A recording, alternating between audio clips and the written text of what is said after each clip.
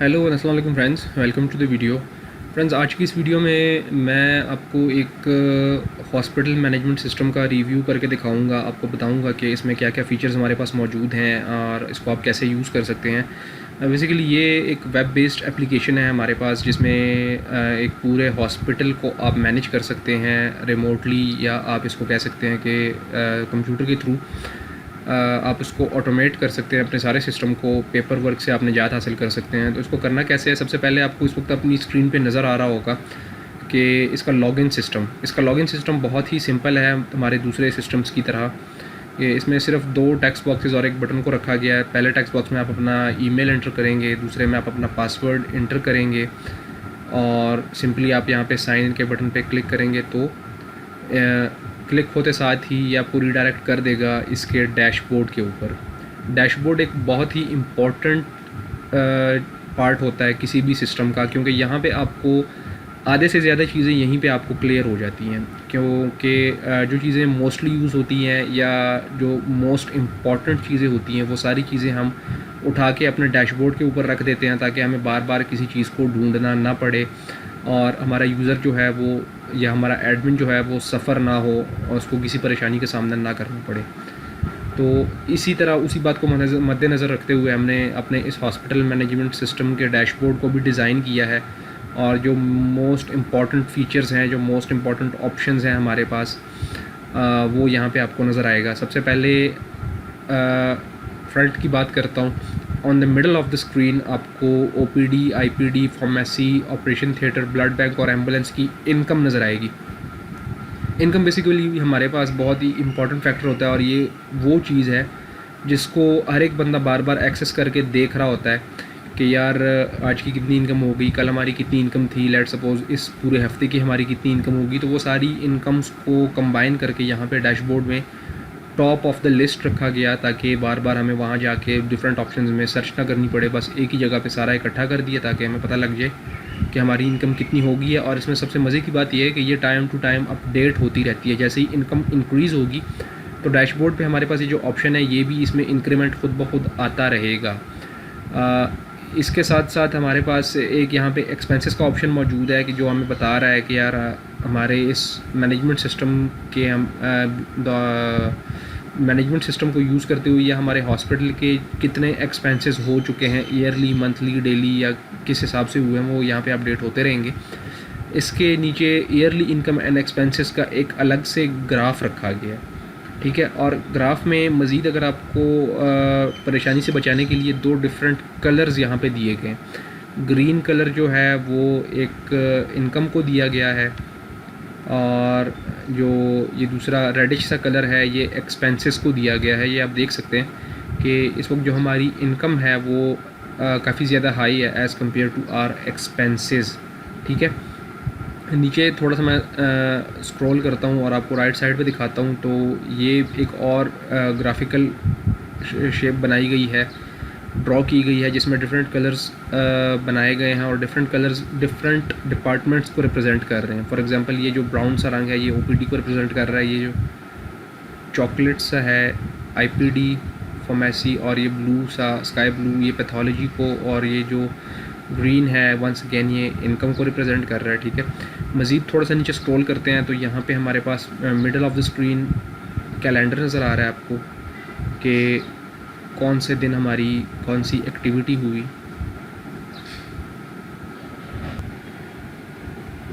तो कैलेंडर में हमें यह दिखाया जाएगा कि आज के दिन में हमारी कितनी अपॉइंटमेंट्स हैं, या आज के दिन में क्या कुछ एक्टिविटीज़ हो रही हैं, कौन से डॉक्टर की जानिब से कितनी अपॉइंटमेंट्स हैं, कितने चेकअप हो गए हैं, कितनों को फ़ारिग कर दिया गया है।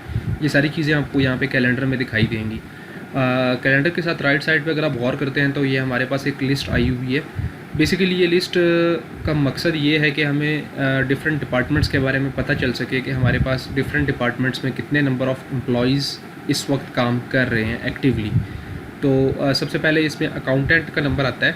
अकाउंटेंट के साथ अगर आप देखते हैं 1 लिखा हुआ है, दैट मीन्स कि हमारे पास इस वक्त इस हॉस्पिटल में एक अकाउंटेंट काम कर रहा है। डॉक्टर जो हमारे पास हैं वो नंबर ऑफ़ डॉक्टर्स हमारे पास 8 हैं, फार्मासिस्ट 1, पैथोलॉजिस्ट हमारे पास इस वक्त कोई भी नहीं है, रेडियोलॉजिस्ट और सुपर एडमिन भी हमारे पास सिर्फ एक ही है। ये सुपर एडमिन का मतलब ये होगा कि ये जो पूरा सिस्टम है, जो ऑटोमेशन है पूरे हॉस्पिटल की, जो आपको स्क्रीन पे नज़र आ रही है, इसको कौन कंट्रोल कर रहा है, इस कितने सुपर एडमिन्स हैं इसके, तो वो इस वक्त सिर्फ एक ही है जिस अकाउंट से मैं लॉगिन हूँ। इसमें फ़िलहाल हमने कोई और एडमिन नहीं बनाया हुआ। रिसेप्शनिस्ट भी हमारे पास सिर्फ़ और सिर्फ एक ही है, ठीक है। इसका जो सबसे मेन फ़ीचर्स इसके मौजूद हैं वो हमारे पास इसके लेफ़्ट साइड पे हैं। आप देख सकते हैं अपनी स्क्रीन पे front office, OPD, IPD, pharmacy, pathology, radiology और ये फर्दर सारे ऑप्शन, ह्यूमन रिसोर्स मैसेजिंग वगैरह, ये सारे हमारे पास इसमें मौजूद हैं। और इसमें जो सबसे मोस्ट इम्पॉर्टेंट हमारे पास ऑप्शन है वो है इसका सेटअप का। सेटअप में हमारे पास अगर मैं इस पर क्लिक करता हूँ तो हमारे पास ये इसका एक ड्रॉप डाउन टाइप खुल जाएगा, ठीक है। मज़ीद इसके बारे में आपको गाइड करने से पहले मैं आपको एक चीज़ बहुत क्लियरली बता देना चाहता हूँ कि इस सिस्टम को ऑपरेट करने से पहले आपको सेटअप पे लाजमी आना पड़ेगा, क्योंकि सेटअप के अंदर इसकी जो सेटिंग्स हैं और ये जो ऊपर आपको सारे ऑप्शंस मैंने दिखाए हैं हॉस्पिटल के, बेड के या ओपीडी, आईपीडी, फार्मेसी, पैथोलॉजी, वो ही सारे ऑप्शंस आपको यहाँ पे नीचे भी दिखाई देंगे।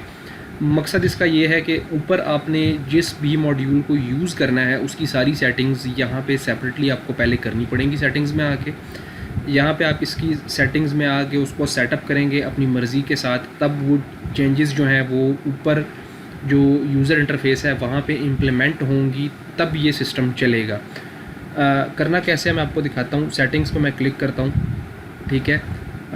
सेटिंग्स पे क्लिक करूँगा तो हमारे पास ऑब्वियसली इसकी जितनी जनरल सेटिंग्स हैं वो हमारे पास खुल जाएंगी। नोटिफिकेशन सेटिंग्स हैं, या जिसकी जनरल सेटिंग्स की पहले मैं बात कर लेता हूँ। तो यहाँ पे हॉस्पिटल नेम आप अपनी मर्ज़ी का कर सकते हैं, एड्रेस वगैरह ये सारी चीज़ें आप अपनी मर्ज़ी से कर सकते हैं कि इसका टाइम फॉर्मेट कौन सा है, करेंसी कौन सी रखनी है, क्रेडिट लिमिट कितनी रखनी है।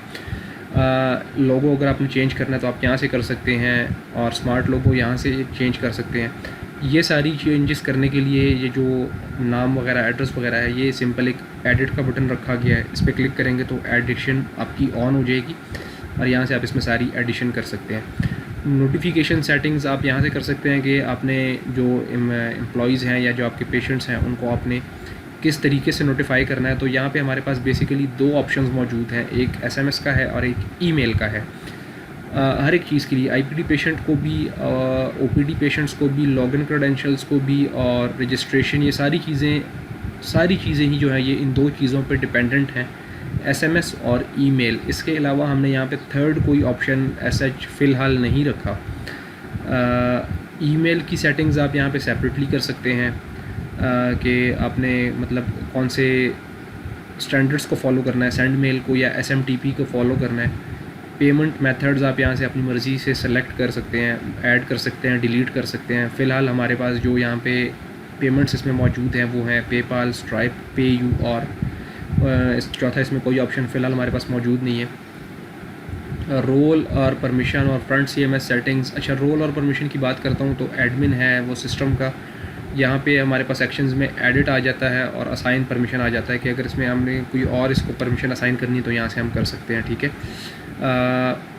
जो रोल का मतलब है कि हमारे पास इसमें कौन कौन सी कैटेगरीज़ हैं जिसमें हम लोगों को ऐड कर सकते हैं या लोगों को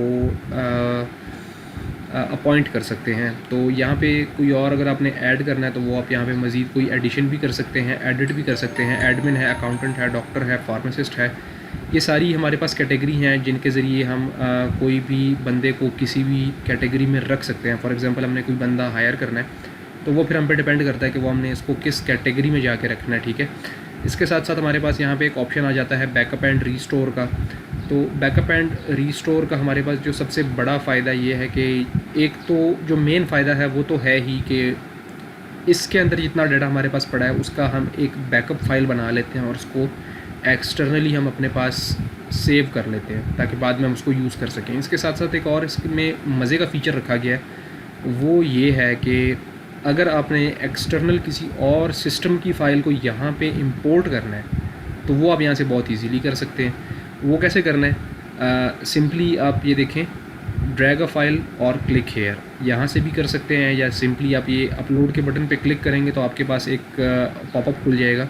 उसके अंदर जाके डायरेक्टरी से आप वो फ़ाइल सेलेक्ट करेंगे जो आपने इस सिस्टम के साथ इम्प्लीमेंट करनी है, वो आप करेंगे और ओके करेंगे तो वो जो सारा डाटा होगा उस फाइल का, डेटाबेस का, वो सारा का सारा यहाँ पे ऑटोमेटिकली अपलोड हो जाएगा और इसके एग्जिस्टिंग डाटा के साथ वो मर्ज हो जाएगा और आप उस डाटा को भी फिर यहाँ से यूज़ कर सकते हैं। ठीक है, तो ये इसका सेटअप है बहुत ही सिंपल सा। जो भी चीज़ आपने फ्रंट एंड पे करनी है, वंस अगेन आपको बता दूं, तो वो पहले आप सेटअप में आएंगे। सेटअप में आके वो चीज़ मॉड्यूल यहाँ से आप इसको अपनी मर्ज़ी से मॉडिफाई करेंगे। मॉडिफाई करने के बाद वो चीज़ जो है वो फ्रंट एंड में ऑटोमेटिकली ओके करने के बाद इम्प्लीमेंट हो जाएगी। तो वो चीज़ आप वहाँ से उसको फिर यूज़ कर सकते हैं अपनी मर्ज़ी के मुताबिक।